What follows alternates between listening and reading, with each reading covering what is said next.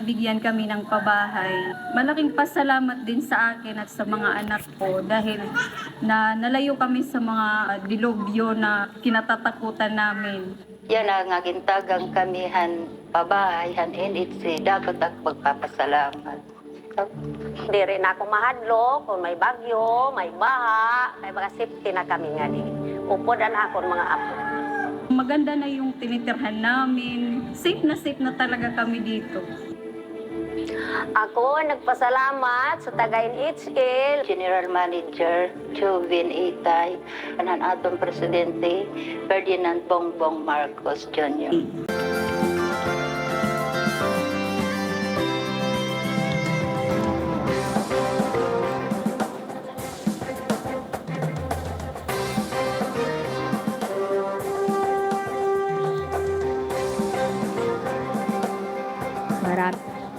Maraming salamat po. Inaanyayahan po natin si Governor Carlos Jericho Petilla ng probinsya ng Leyte upang samahan ang ating Pangulo. Para sa bayan ng Tabon-Tabon, tawagin po natin sina Rebecca Guibara, Divina Galiamos, Gina Tonedo at Tabon-Tabon Mayor Efren Redonia.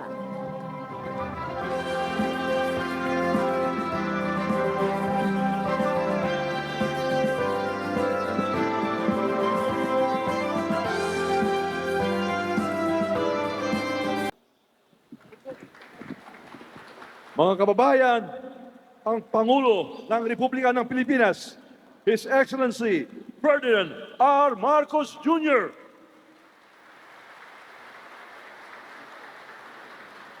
Damo. Salamat, House Speaker Ferdinand Martin Romualdez. Please sit. Tayo.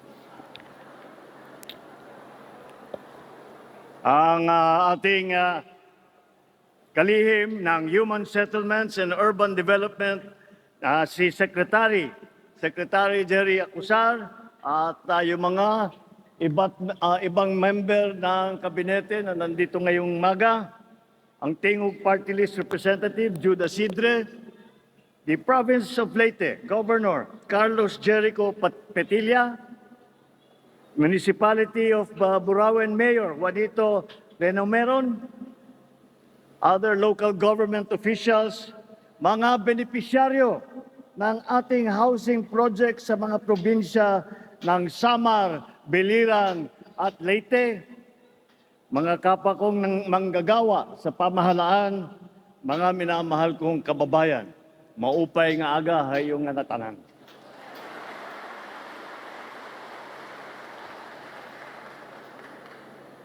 Lumampas na ang isang dekada na nakalipas mula nung masaksihan ng buong mundo ang tibay at pagkakaisang ipinamalas ng sambayanang Pilipino. Itinuturing na isa sa pinakamalakas na bagyo na tumama sa buong mundo. Ang Yolanda ay nag-iwan ng pinsala sa infrastruktura at kabuhayan at kumitil ng libu-libong buhay. Sa kabila ng mga pagsusubok natin ng kalikasan, ipinakita natin ang angkin ng lakas na loob, pananampalataya at dedikasyon na malagpasan ang bawat hamon. Kaagapay ng sambayanang Pilipino, patuloy ang pamahalaan sa pagsisikap na gawing mas handa at mas ligtas, hindi lamang dito sa Region 8 kung hindi sa buong Pilipinas. Sa pangunguna ng National Housing Authority, Department of Human Settlements and Urban Development at kasama ang inyong lokal na pamahalaan, ating binigyan ng diin na ipagkaloob ng angkop na kabahayan ang ating mga kababayan. Nagpatayo tayo ng mga bahay na matibay at kayang siguruhing ligtas ang inyong pamilya sa gitna ng mga hamon ng kalikasan. Yan ay dahil sa disaster resilient housing design na masusing isinagawa ng National Housing Authority. Ibig pong sabihin ito, ang ating mga pabahay ay kaya nang labanan ang malakas na hangin at lindol. Ngayon, inihahandog namin ang mahigit 3,500 bahay, bahagi ng mga proyektong matatapos na sa Leyte, sa Samar at sa Biliran. Mula rito, mahigit 1,000, 900 bahay ang naipamahagi na sa ating mga benepisyaryo. Dito sa Leyte, maaari na kayong manirahan sa mga pabahay sa Cool Spring Residence, sa Riverside Community Residence, sa Mount Eagleville Subdivision, sa Coconut Grove Village, Dagami Townville, at ang Pastranaville. Bukas na rin ang Marabotville Sites 1 and 2 sa Samar. Habang sa Biliran naman, ang Kulaba Housing Project ay handa nang tumanggap ng daan-daan nating mga kababayan. Para po sa mga benepisyaryo ng Yolanda Permanent Housing Program, hindi ninyo po kailangan magbayad na ng amortisasyon. Libre na po ang inyong bahay at lote. Hindi na po kayo sisingilin ng NHA dahil bigay na po ito sa inyo ng inyong pamahalaan. Sa katunayan, nagkaroon po tayo ng pagkakataong makausap ang isa sa ating mga benepisyaryo na naninirahan sa Riverside Community Residence. Naibahagi ni Ginang Divina Galamos na tuwing darating ang bagyo, nag-aalala sila dahil ang tinitirahan nila noon ay malapit sa ilog. Ngayon, mas ligtas at kampante na sila sa bago nilang bahay.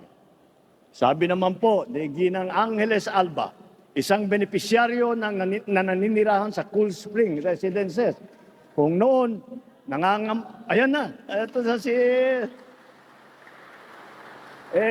sinasabi niya, noon ay nangangamba daw sa kanilang pamilya sa biglaang pagguho ng lupa, dala po ng malakas na pag-ulan. Ngayon, panatag na ang kanilang loob sa bago at maayos na matibay na tirahan. Ang hiling po namin sa mga benepisyaryo ay mapalagaan naman ninyo ang mga pabahay na ito. Sa DHSUD, DSUD at sa NHA, inaasahan ko na palalawigin pa ninyo ang pagtuklas at paggamit ng mga disenyo ng pabahay na mas matibay pa, mas angkop sa pagbabago ng klima at hamon ng panahon. Kaugnay dito, tuloy-tuloy ang ating pagsulong ng mga hakbang upang mabawasan ang pinsalang bunsod ng mga kalamidad. Mayroon pong flood mitigation project dito sa Leyte. Ito po yung Leyte Tide Embankment Project na layong mabigyan ng proteksyon laban sa malalakas na alon ang mga komunidad na malapit sa dagat. Lagpas sa kalahati na ang nagawa sa proyektong ito. Hangad ko sana na sa lalong madaling panahon ay matapos na rin ito ng DPWH o Department of Public Works and Highways. Sa buong bansa, ating binibigyang pansin ang pagsisiguro ng lahat ng flood control projects ay tiyakin natin na maayos ang disenyo upang makayanan nito ang dumadalas ng mga pag-ulan at ng pagbaha. Kahapon lamang, kausap namin ang kalihim ng DPWH upang busisiin ang kanilang mga pondo at proyekto. Tiyakin nila na lahat na ito, lalong-lalo na ang mga proyekto na makakatulong sa pagharap ng mga kalamidad ay maisasagawa ng maayos na ayon na plano at takdang oras. Noong nakaraang taon, napabilang ang ating bansa sa Loss and Damage Fund Board. International po ito. Itong Loss and Damage Fund po. Dahil ang sinasabi ng mga developing country ay sinasabi natin sa mga developed country, kaya nagkaroon ng climate change, kaya kami naghihirap, kaya tinatamaan kami ng bagyo na napakalakas, ay dahil sa kanyang industriya na ginawa ninyo sa 200 taon. Kaya ang Loss and Damage Fund ay pumayag naman ang mga mayayaman na bansa at sinabi nila, kaya tanggap naman nila na dapat nilang bigyan ng tulong ang mga tinatamaan ng kalamidad dahil sa kanilang industriya. At tayo po ay kasama na ngayon lang. Hindi lamang tayo kasama dyan sa Loss and Damage Fund Board. Ang Loss and Damage Fund Board ay dinala natin at dito na sila sa Pilipinas upang marinig nila ang boses ng mga Pilipino.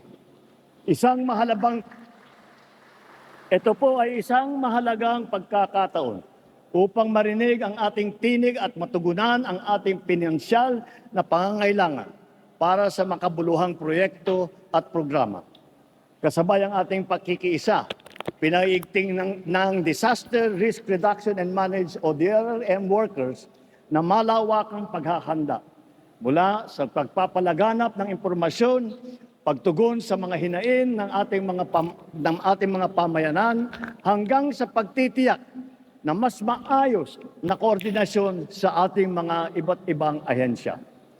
Bilang pangunahing hakbang, nagtatayo tayo ng mga infrastruktura na magsisilbing proteksyon at sentro ng ating mga operasyon. Isa rito ang pagtatatag ng Evacuation Center at Disaster Response Command Center na tatayong sentro ng ating paghahatid tulong. Sa bagong Pilipinas, hangad namin na makita kayong matagumpay, hindi lamang para sa inyong sarili, kundi para rin sa kinabukasan ng mga susunod na ating henerasyon. Sama-sama natin pahalagahan ang mga tahanang ito na siyang magsisilbing pundasyon ng mas matatag na pamayanan at mas maaliwalas na kinabukasan. Sa patuloy nating pagtutulungan at pakikipagkapwa, naniniwala ako, makakamit natin ang isang matatag, progresibo at maunlad na bagong Pilipinas. Maraming salamat po. Mabuhay po kayong lahat. Damong salamat. Maraming salamat po, mahal na Pangulo.